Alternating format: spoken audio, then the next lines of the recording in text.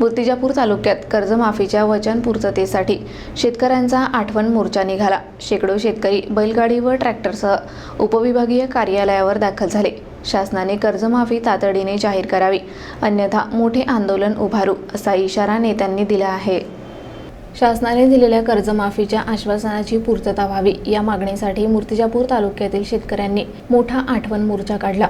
शेकडो शेतकरी बैलगाड्या आणि ट्रॅक्टरसह रस्त्यावर उतरले आणि उपविभागीय कार्यालयावर धडक दिली। या मोर्चाचे नेतृत्व प्रगती शेतकरी मंडळाचे अध्यक्ष राजू वानखडे आणि शेतकरी नेते प्रकाश पोहरे यांनी केले। मोर्चात शेकडो गावातील शेतकरी सहभागी झाले होते। निवडणुकीच्या वेळी सरकारने दिलेली आश्वासने पूर्ण करण्यासाठी आता ठोस निर्णय घेतला जावा अशी मागणी त्यांनी केली। शेतकऱ्यांनी आपल्या कर्जाची संपूर्ण माहिती सरकारला आधीच पाठवली असून अनेक वेळा निवेदनही देण्यात आले आहे, मात्र अद्याप ठोस निर्णय न झाल्याने शेतकऱ्यांमध्ये तीव्र संताप आहे। सरकारने येणाऱ्या अर्थसंकल्पात कर्जमाफी जाहीर करावी आणि 31 मार्च पूर्वी 7/12 कोरा करावा अशी मागणी करण्यात आली।